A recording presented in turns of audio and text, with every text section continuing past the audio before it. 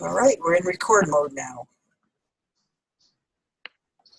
So Denise, do you want to stop sharing your presentation for a minute so we get a couple of minutes for people to introduce themselves so you know from where they are calling, their names, and you start meeting them and you getting to know them and then getting to know you and everybody getting to know each other too in this process? Definitely, yes, that's great. Yeah. Okay, perfect.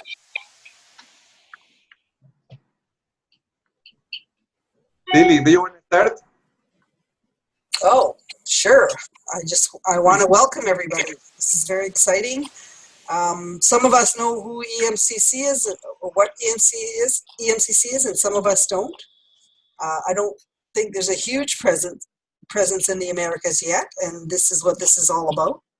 So very excited to hear about what EMCC is and the presence in the Americas. So welcome to Denise Whithworth, who is you're the credentialing director, is that correct at this point? Yeah, kind of the vice president for accreditation with EMCC internationally, yeah. All right. So, and welcome everybody. Let's all maybe just say our name, where we live, and then we'll get started because I know Denise has lots to share with us. So whoever wants to share, let's just popcorn this and make it happen. This is Jeff Nally from Louisville, Kentucky in the U.S. Hi, Jeff. Hi, this is Dee Dee Osborne in the state of Colorado. Looking forward to hearing what you have to say, Denise. I'm looking forward to it too, Dee Dee. Nice to meet you. Hi, Denise. I'm Amanda Carruthers from Denver, Colorado. Nice to see you today. Nice to see you, Amanda. This is Lillian Abrams. I'm in the greater New York area, technically northern New Jersey. Lily and I will talk at the same time. It's Kimsey McAnally. I'm in Los Angeles. Hi. Well, we're in California. Oops. Go ahead, Marilyn. Mary Jo Asman in Kansas City in the U.S. Catherine Downing, Santa Barbara, California. Mary Jo Asmus, Michigan. Michelle Bastock, Golden, BC, Canada. Victor Harder, Calgary, Alberta, Canada. Hi, Victor. John Hubert, Portland, Oregon. I'm Michelle Roy, Calgary, Alberta. Hi to all my friends and colleagues out there. Hello, Michelle. Hey. Hi, this is Suk Mishra. I'm from Delhi, India. Hello. Hi. Michael Cullen calling from Montreal. Hello, Michael.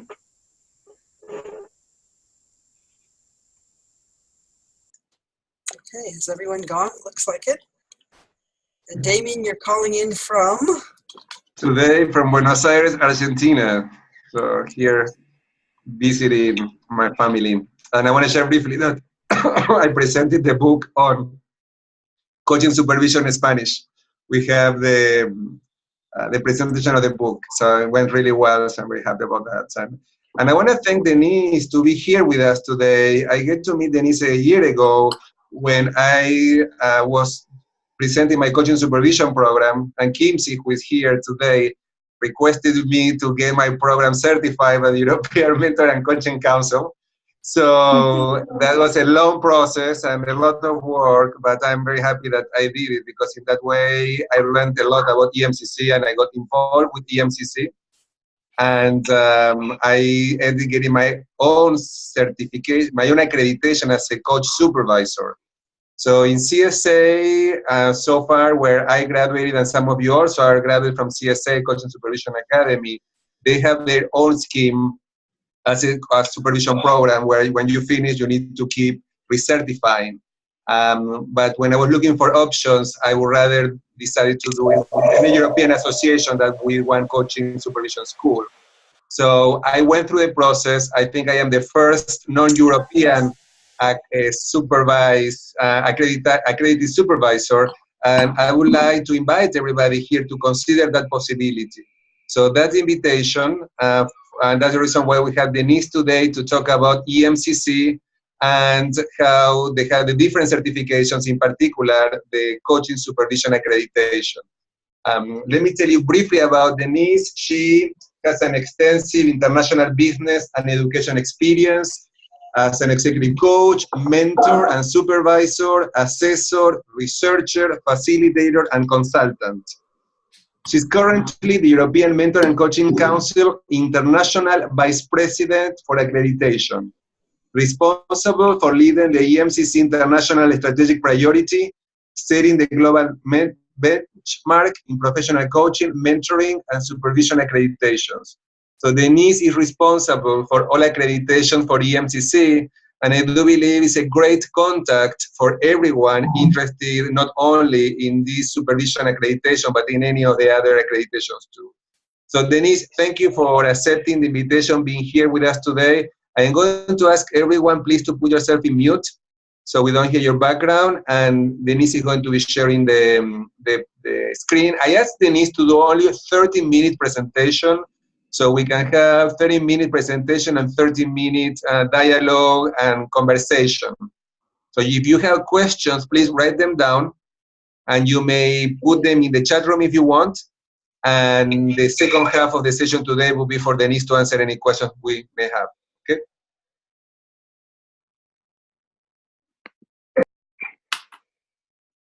I'm just sharing my screen, Damien. Might be a second.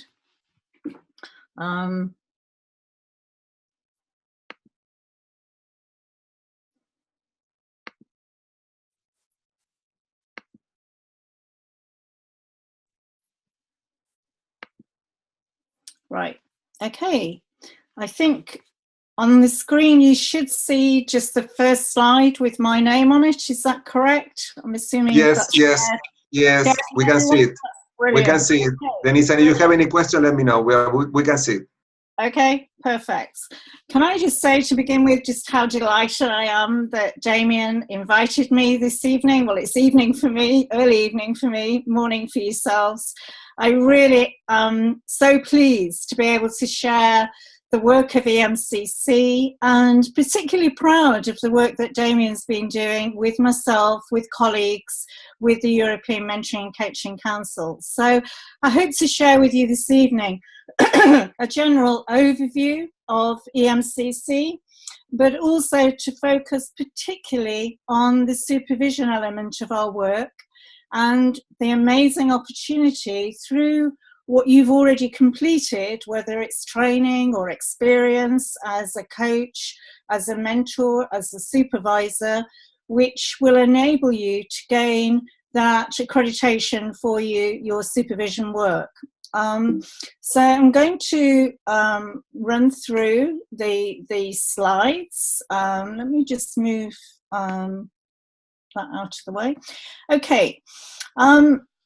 So as Damien said, I've put together a set of slides which hopefully give you the full background to what you will need if you choose to actually pursue the supervision accreditation with EMCC. So I'm going to focus on elements of the slides, but then at least you've got the full picture as well. Please do, if there's a question, as Damien said, either just put it in the chat or by all means interrupt. But I'm focusing on giving at least 30 minutes so that we can have a really good dialogue about your particular needs, because I'm very, very keen that from EMCC perspective, we really focus on the individual, the uniqueness of where that person's coming from. So the more I can find out about yourselves, your experience, the more we can really meet those particular needs.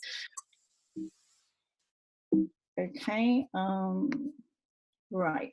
Our roots are in Europe, as obviously European Mentoring and Coaching Council suggests, and we intentionally keep that focus, European Mentoring and Coaching Council, but it's important to really recognise that we very much have an international profile. So we are focused very much on 100+ plus countries. So we do have a presence in the Americas. We do have a presence all over the world. And I'm really pleased to say we've had a huge increase, exponential increase in accredited mentors, coaches and supervisors in the past couple of years. We are in fact the first professional body to really develop our coaching, mentoring and supervision training and accreditation aligned to not only the European qualification frameworks but the international. So we globally benchmark all our accreditations, and we have providers that are delivering all over the world. In addition to the supervision, we have a range of other accreditations. Our programs for training are called European Quality Award, and they are for either coaching, mentoring or supervision. And the supervision awards are, as you can see there on the screen, the European Supervision Quality Award is the one that Damien focused on, which his own program is accredited with.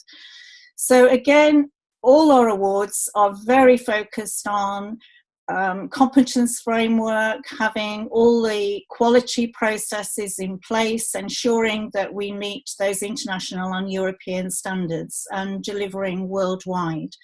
We also have, right at the bottom of the screen, the international standards for mentoring and coaching programs. So this is a newly launched program that its emphasis is on companies, corporate, global organizations, voluntary bodies who have mentoring or coaching programs established whereby they're matching mentees with mentors, coaches with coachees. So it's looking at the whole program design, the management and the delivery, including training. So it's, again, international profile, very significant accreditation. Our most recent gold award was awarded to MSF, the Doctors Without Borders, the humanitarian charity.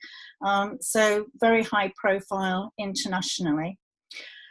All our programs for supervision have a very clear entry requirement. So Damien's program, for example, it's important to have either not necessarily EMCC accreditation, but maybe ICF credentials or experience from any other accrediting body. But it's important that when people enter the supervision program, they do have that range of competence that does cross-reference very well to our own coaching and mentoring competence framework. So you can see there are 8 key areas, and for each of those areas there are capability indicators. So it's recognizing on entry to the supervision training that people are coming with a significant amount of coach mentor experience covering those competencies.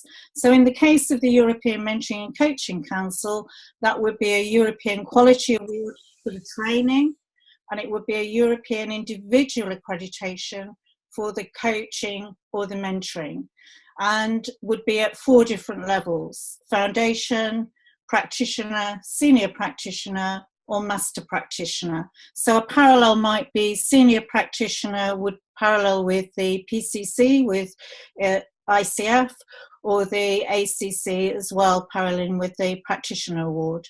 So significant recognition on entry to all our programs. And our emphasis is increasingly on making sure that people don't only complete training and the qualification, in our case the European Supervision Quality Award, but they also do go on to complete their individual accreditation, and for it to be a very rewarding process, very much part of continual professional development. So it's recognizing all the time the quality of the skills, the quality of the practice, in terms, in this case, of supervision, building on the good quality that's recognized during the initial training. So globally recognized again, and recognizing all the way through those quality systems. I think that the important thing to recognise, knowing generally, I think that everyone on this call will be coming with significant experience as a coach, experience in fulfilling a supervision role, having quite likely completed training.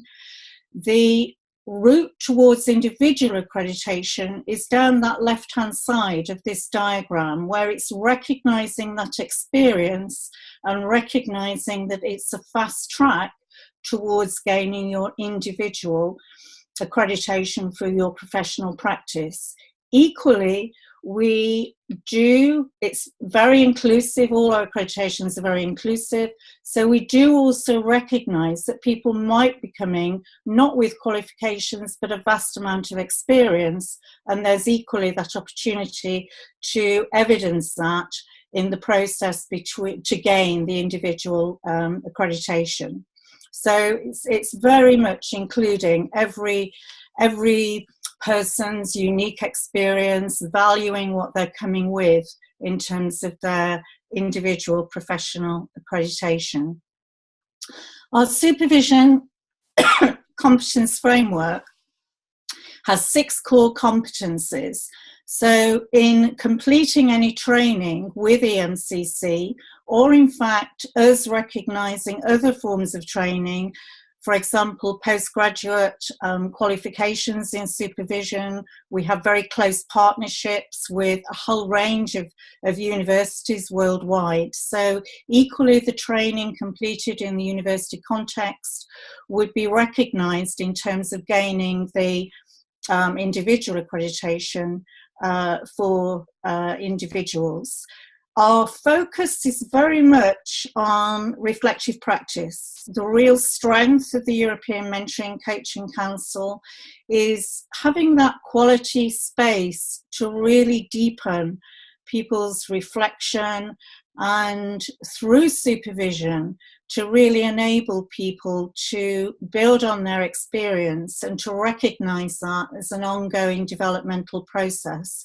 So we're not just focusing on training alone, we are recognising the professional practice straight away in the individual accreditation, and then recognising the importance of the ongoing professional development and that focus on that reflective approach through supervision. Increasingly, we are embedding our individual accreditations into our training programs. We recognise we've done significant research internationally and globally, recognising the growing demand for transparency and increase of coach and mentor supervisor credibility. And also supervisors, coaches, mentors wanting to make a difference in the marketplace. So we're giving that opportunity through the qualification, but also through our connection with our applicants, whether they're coming with our own qualifications and awards or equivalent qualification awards recognised internationally, that smooth transition towards individual accreditation. The benefits that we've found, particularly for our individual accreditations, are that because of the quality process and because of our emphasis on supervision and the quality of the supervision and the reflective practice, clients are very much assured of the quality of that supervisor that has our individual European supervision individual accreditation. It raises the professional credibility, the professional standing. It's distinguishing our professionals working to demanding international standards. We are continually developing that capability and reflective practice as an ongoing journey and importance in terms of individual reflection and the impact that has on our own learning and our practice. And the whole framework of our qualifications and individual accreditations gives that strong emphasis on a framework for continuous development. We use the logs not just to record clients and skills practice. They're used all the time as an aide-memoire to use in the conversation, the professional dialogue through supervision. So all the time we're raising the standards, we're raising the quality and the credibility of the profession through our individual awards. During the past 2 years, we've had a special project running where it involves 20 countries, including the US, all over the world. We have countries participating in a very special project looking at the value gained from our individual accreditations. This is just one quote from a provider, from a case study, and it's replicated across all our participant providers. The point that the whole process recognises those high standards, the supervision, quality assurance, the trusted partnership in that process is a very high profile in the transition from qualification to individual accreditation. And very positive feedback from all our providers participating in that process. I've taken here an extract from our European Supervision Individual Accreditation Guide, and I'll just highlight one particular element. The length of experience required for individual accreditation for supervision is 3 years from first practicing as a supervisor. So it's important to actually log and record and validate that practice that people might be coming with and entering the training. And we accredit that, we value that, and it's included in the requirement for the individual accreditation. The other key element is the feedback from supervisees and the number of clients, but it's the focus is there in the guide. Very straightforward if you've completed our own training or you've completed equivalent training anywhere across the world that we would consider to equate with our own provision. So there are generally 3 areas: practice, which is recording the skills practice, professional development, and competence. So anybody who's done one of our own European Supervision Quality Awards or any other equivalent training would be exempt from providing further evidence of competence. So it's a major point to note in terms of the opportunity, the exciting opportunity for this group in particular to apply for their individual accreditation. Your practice would be validated either by your training provider or sponsor or employer, or it could be client feedback. The professional development and the supervision hours would again be validated by your own supervisor. So you're acting as a supervisor for your own clients, but you're also receiving supervision yourself. So it's a very straightforward process. It's valuing what you've already got in place, valuing and recognizing prior learning and experience in a very significant way. I mentioned earlier that we're particularly interested in the uniqueness of the person. I think the very special thing about EMCC and our values and our guiding principles is that we're very close to our individual applicants. We really do put a lot of emphasis and value on that professional dialogue that we have with individuals. So we're looking for what motivates people to be a mentor, a coach, what motivates individuals to be a supervisor. The reflection I've mentioned several times, it's so important through the supervision philosophy. We really want to get to know what your individual uniqueness is in that respect and what general theoretical underpinning principles share your own practice.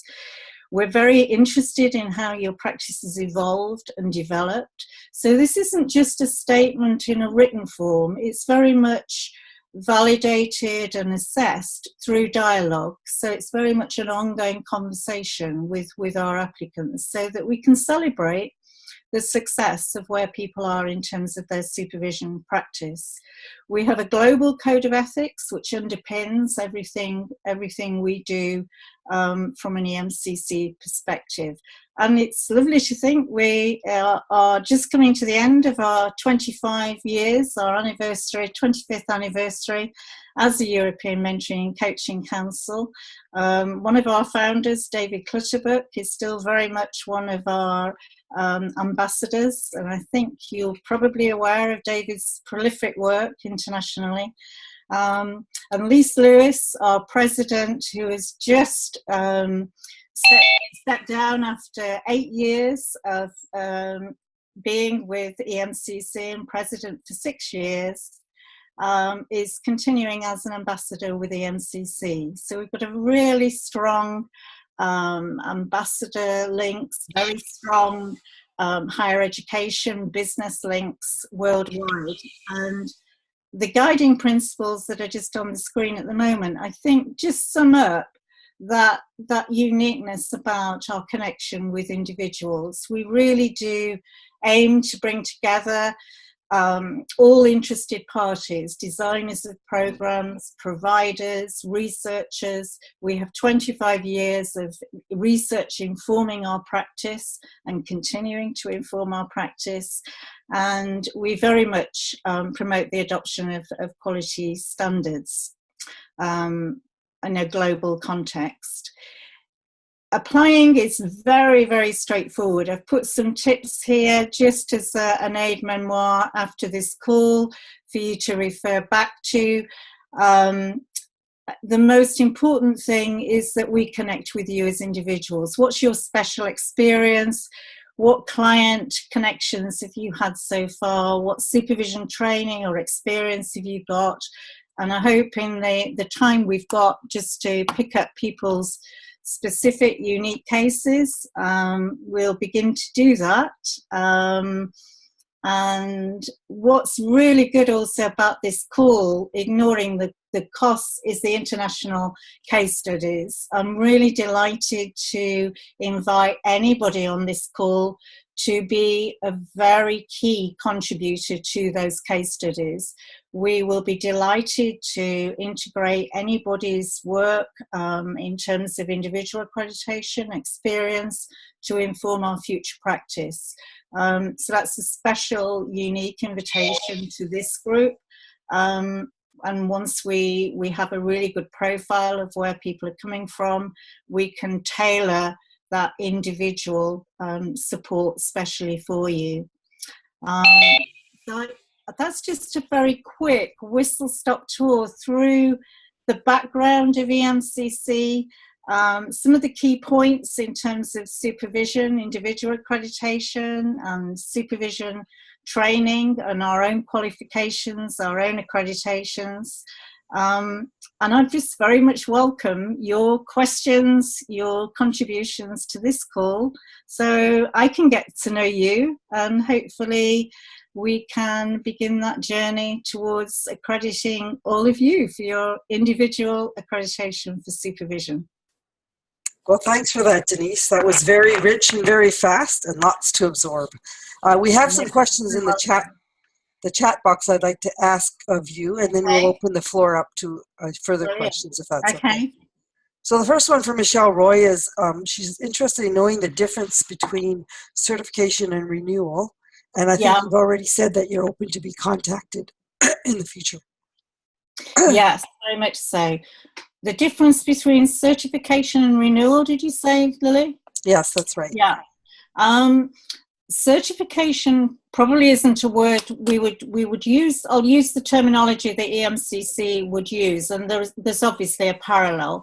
So our qualifications and our awards, our providers are accredited themselves for delivering that training, and then an individual would gain a European Quality Award, or there might be some equivalence with, I don't know, ICF training or a postgraduate training, etc.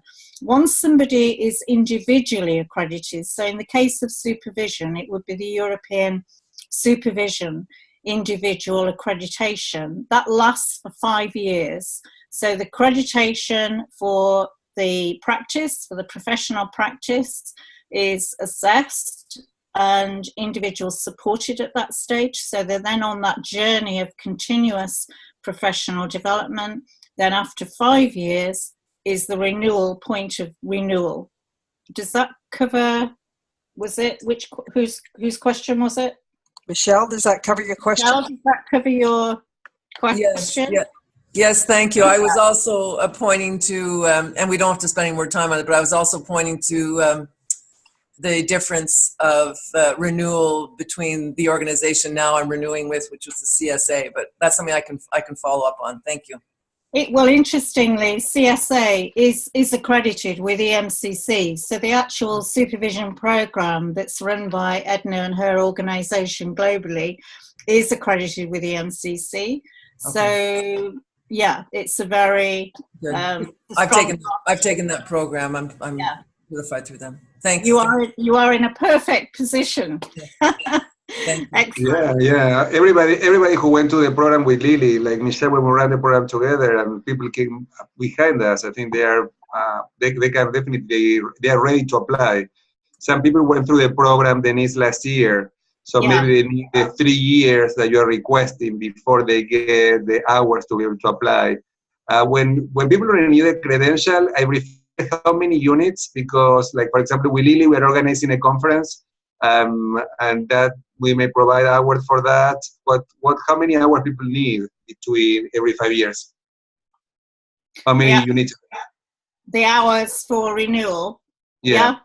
What I'll just make sure I put the exact hours on the slides that we send out, because it's a good question to make sure. I'll just make sure I don't misquote the hours. Good question. Okay. Great. Do you want to stop sharing the screen, Denise, so you can see everybody's faces? You want to do that? Yeah, definitely. Great idea. Thank you. Okay, so the next question comes from Lillian. To be specific, fast track can be for those with ICF, PC, and or APECS accreditation as individual coach. Yes. Okay. Yeah, absolutely. Yeah. Fast track could be anybody.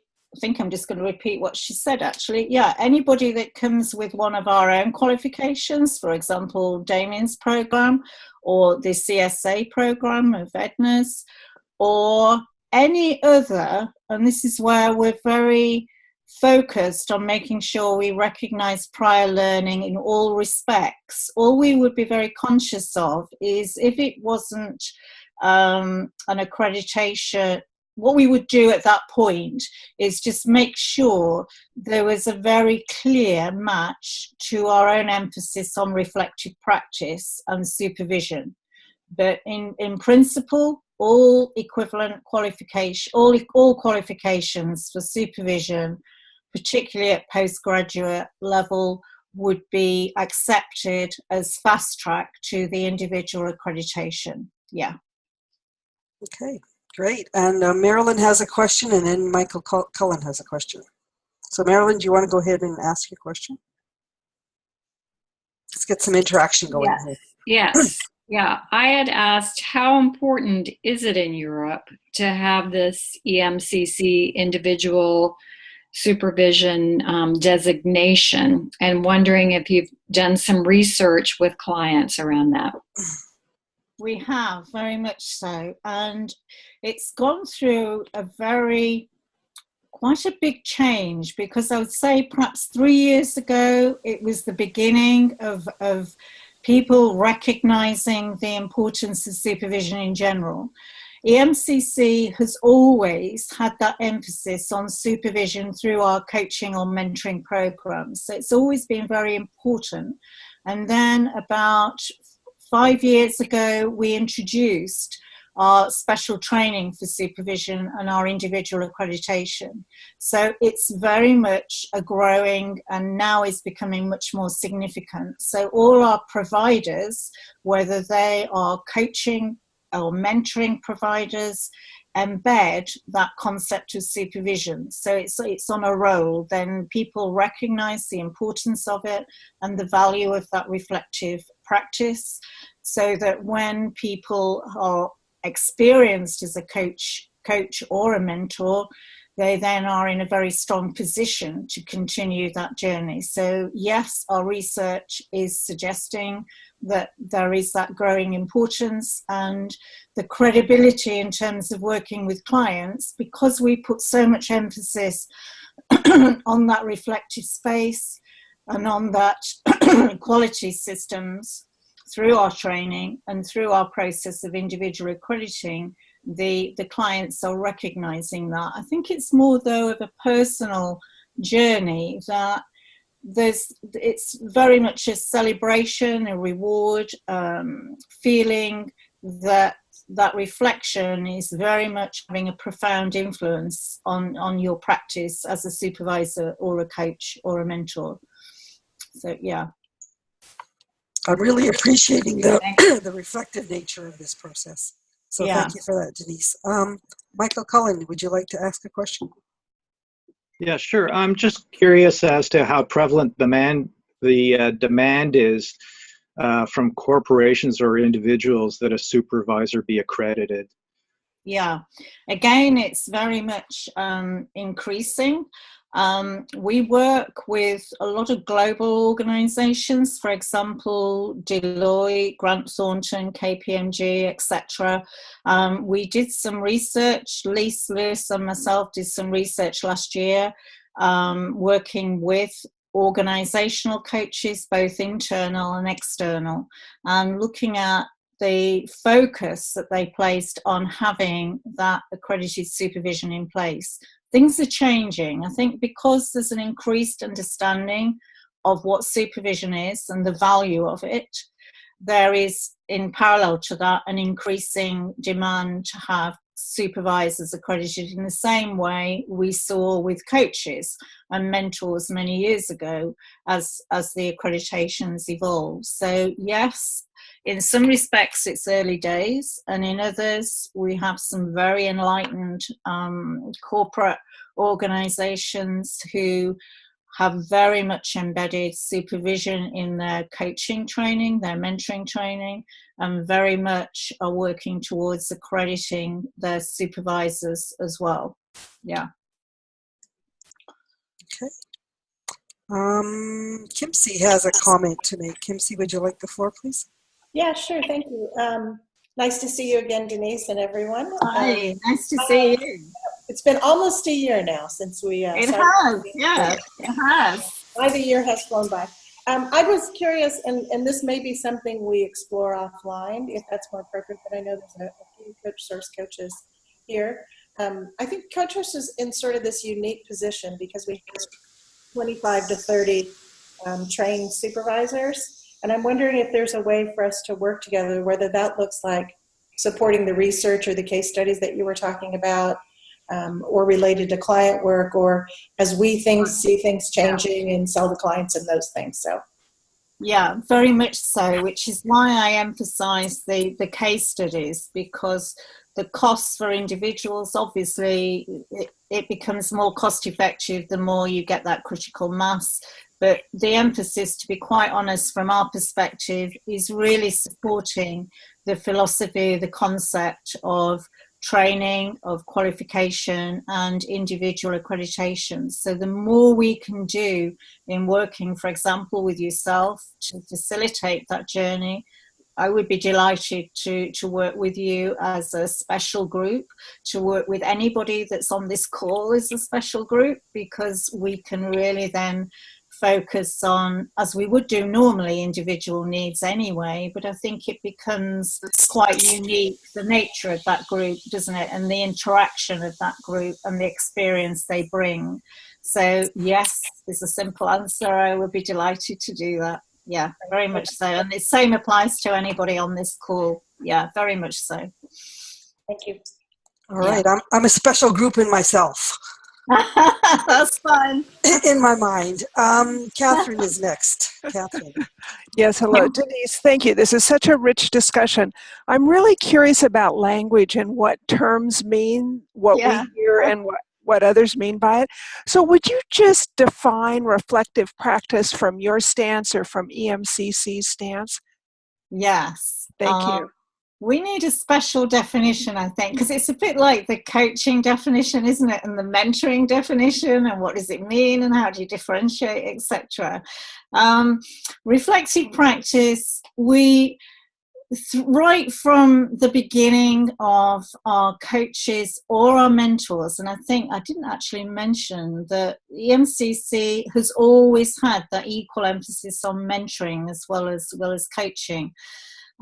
So reflective practice to us is really having that space to not just consider your own practice, but to utilize very much utilize the theory of reflection. So it might be Kolb's learning cycle, it might be Gibbs, it might be all the other theories that are out there that we might apply to our practice. And what's special about EMCC with reflective practice, particularly when we're assessing, our assessment is very much a dynamic assessment. So we're not looking for one particular way of reflecting. We're looking for what's special for you as an individual, what suits you, and hence the importance of the professional dialogue. Because for some people, writing down reflections, journaling, really suits them and they enjoy the writing element. For others, it might be mind mapping, it might be doing some visualizations, it might be walking in mountains by lakes and just having that quiet time to really draw your thoughts together and then apply that to practice. So what we try to do in that journey is capture that with our applicants, so that we're not just saying, can you present 5 reflective pieces, etc. We're wanting that conversation to take place and for the individual to do what they feel they're going to be most comfortable with. And it's part of a journey actually for EMCC, because reflective practice has always been so important for us. We are now beginning, we've got a group that's headed by one of our master practitioners that's really looking whether we can pull something together that makes it a composite presentation, I think, of what's so important. What we've always been careful of in the past is not to be prescriptive about what reflective practice means, because as soon as you start saying this is what it means, then people from an accreditation point of view think, oh, if that's what you want, then that's what we will do, and that's what we want to avoid, because each person really is, as we all know, very unique in the way that they reflect and value that space to then inform their practice as a coach, mentor or supervisor. I don't know whether that helps or... It helps a lot. Thank you very much. Opens more conversation, hopefully, I think. If I could jump in here just for a sec. I'm excited about this. I've just been involved in a executive reflective practice project with my supervisor and some of her colleagues through CSA, and it's using the skills of supervision with executives and creating a reflective space. And Denise, I see you shaking your head there. And the research will be out in the spring, so that will be an exciting. I was part of that project, and very exciting. And and so there's going to be some more research. Recommendations or skill development. I'm not sure what actually is going to come out of all that, but they're doing their work on it now, and we'll see it in spring. Yeah, it's just so exciting, that the scope, isn't it, of what I know from my own perspective of doing similar executive leadership reviews, where as soon as you start having that professional dialogue and that connection with people, it just opens up such a richness of reflection in its own right. So yeah, I'm delighted to hear of that. In fact, I think I was aware of that happening, so that's brilliant. It really does contribute hugely to what we know is so profound in our learning. Thank you. All right, let's take a pause here. And I want to invite anyone that hasn't said anything yet. If you have a question, this is your opportunity. Anybody else? What I want to, Lily, just a brief comment is that when I had to choose in terms of credentials, accreditation for supervisors, at this time, the International Coach Federation is not providing any. So for now, ICF only has recognized supervision for CCUs for people to renew their credentials. I think that most people know that in this call, but if you didn't know that, you can get units of education to renew ICF credentials as a supervisee, but also as a supervisor in both roles for now. That may change in the future, but for now, that is possible. And I think that in terms of accreditation for supervision, other than EMCC, I think there are two more bodies. They need that are also providing accreditation. One is AC, and the other is the other association, Lillian, that you are a member to. I think that these are the two only that I know. Is that correct? Denise, just to give people a global context of what's possible. Yeah, very much so. Obviously I'm representing EMCC, but obviously open to the global position. I think the uniqueness of what we've got here is that journey that's so special with EMCC, because what we don't want is for accreditation to be a bolt-on at the end. We want it to be very much part of that journey. So hence why all our qualifications on entry are saying we really do value the level that the coach is operating at, and then recognise that prior learning as people move towards individual accreditation. But we were the first, in fact, I'm absolutely sure we were the first one to have to raise that profile of supervision from a long background, and continue to use our research to inform that practice. So yeah, there is very much a choice out there. What I would say is that we would value looking at what people are coming with as individuals, which I think is so important to that journey. Yeah.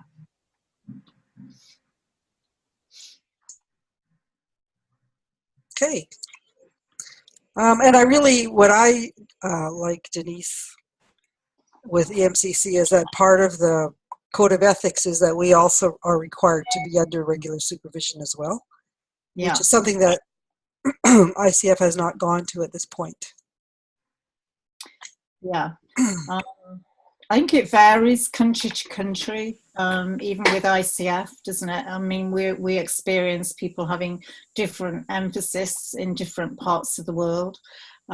Certainly from an EMC perspective, it's always been a crucial element, whilst recognising for many, depending on what part of the world they're in, it might be a growing, evolving concept, but we're there to support that development, and it really does fit so beautifully with our emphasis on reflective practice and having that space to bring to supervision experiences and to deepen our thoughts and how we might apply that to our practice. So yeah.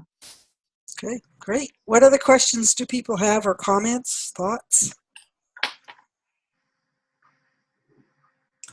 I guess I'm just a bit curious and wondering about what is preventing the ICF from, and that's a bigger conversation, I know, but what is stopping the ICF from taking supervision on more deliberately and seeing the value? I would love to have a conversation at some point in this forum about that, because I think I think it's holding them back and holding the back. And we need to invite the right person to have a conversation with us. Like maybe Lily, we can invite Magda if she will be willing to come and talk to us and explain that.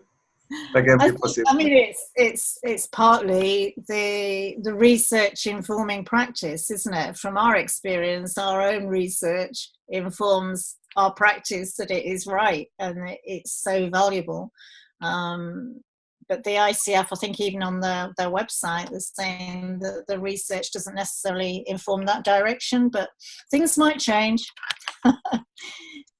All right, we won't go into that conversation today, I don't think. That might open up a little can of places we don't necessarily want to go. No, all right. that's right. Any other questions, comments? Michael, you got your hand up, and then Victor. I just wanted to, if you could just briefly talk a bit about what you mean by effective logs. You mentioned effective logs in one of your slides, and I'm just wondering what that means. Yeah. What we always encourage people to do is probably what you would do anyway in terms of recording skills practice, record your work with clients. The EMCC log is very simple. It's just, it's anonymized. It's not breaking any confidentiality, but it's recording the contact that you're having with clients, whether that's supervision clients or whether it's coaching clients.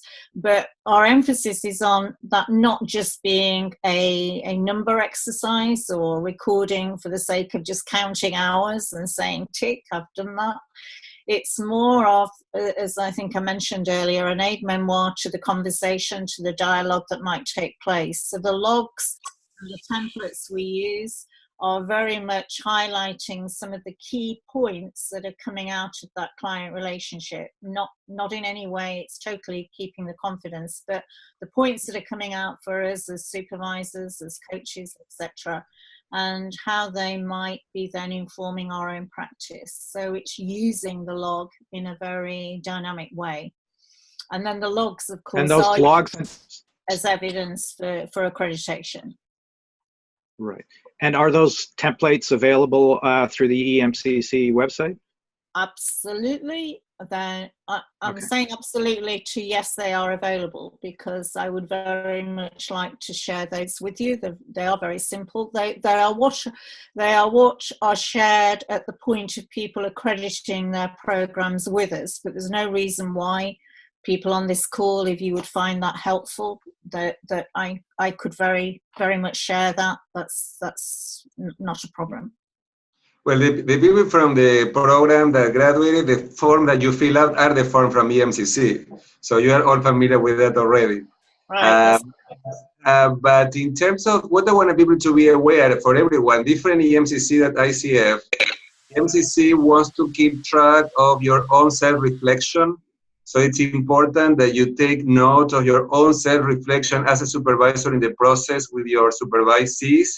So when you apply eventually for your supervision accreditation, you need to share logs, not only with the hours of supervision, but also what is your own self-reflection of the work working with your supervisees. And you need to do this on ongoing times. So it's not that, okay, you're going to apply, you sit and you do the reflection for the process of the 3 years.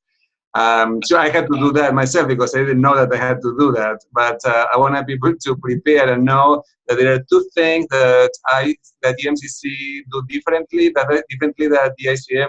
One is the self-reflection. So keep track of your own self-reflection working with your supervisees.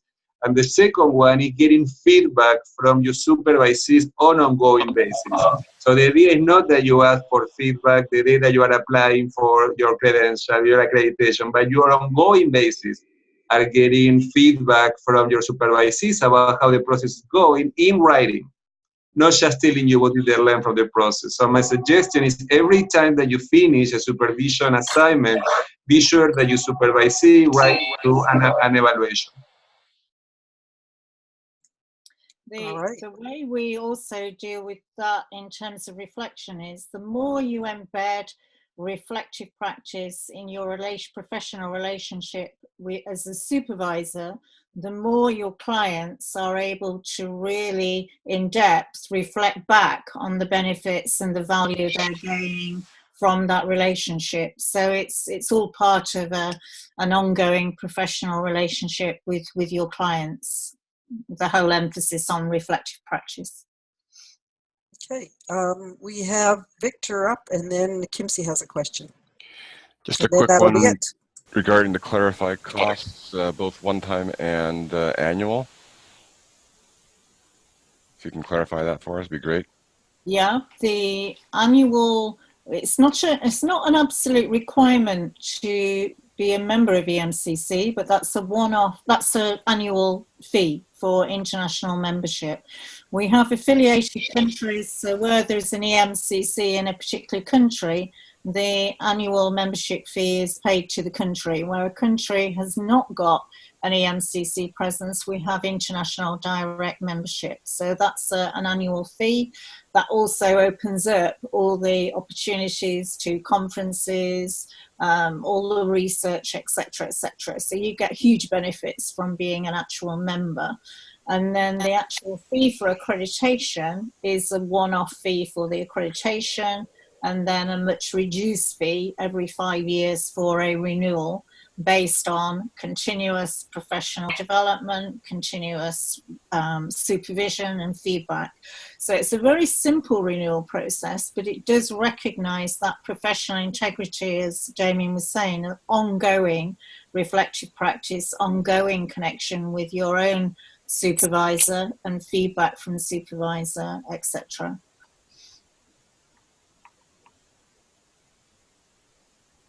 Lily, you're muted. Sorry. Final question comes from Kimsey, and then I think we're at the time. Thank you. Apologies, this may have been on your slide and I didn't see it, but the 120 hours, can that be a combination of pro bono and paid, or is there a certain percent that needs to be paid? No, absolutely. It can easily be pro bono and paid. The important thing is that it's contracted properly. It meets the supervision competence framework that we would expect from supervisors. So we don't put any restriction there on whether it's pro bono or paid work at all. Okay, great. Thank you. Lovely. Thank you for that. All right. Well, we're at the top of the hour. We have a couple of announcements. I think most of you know that Lise Lewis, who is the current president of EMCC, will be our keynote closing speaker at our conference in April. She's going to be talking about artificial intelligence in coaching supervision. So that's going to be an interesting topic. Any other announcements? We have Lewis Stern on January the 8th coming up. I'll send out some information of who he is and what his topic is on in the next week or so. Damien, do you want to say anything in addition?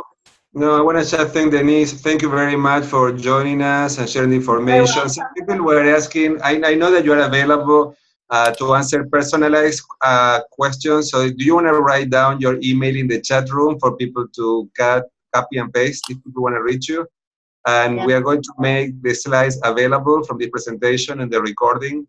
We are still trying to figure out with Lily how we do that, because we don't want to really, we want to keep an informal network of coaching supervisors in the Americas. We don't want to have an association or anything like that. So we're just trying to figure out how we can coordinate in a website, a place to have a space to have the recording, the materials, the resources. So we're working on that, and next year we will have something else. Okay. All right. And yes, thank you very much for coming to our group. Denise, as you can tell, we're new starting and we're all excited about what's happening and possibilities. I feel like there's a tipping point coming over here on this side of the pond. Very much so. Very, very close to my heart, and it's been a real pleasure to meet you and talk with you this evening. Thank you so much for inviting me, and hope to speak with either individuals or groups very soon. Thank you. All right. Thanks very much. And see everybody in January.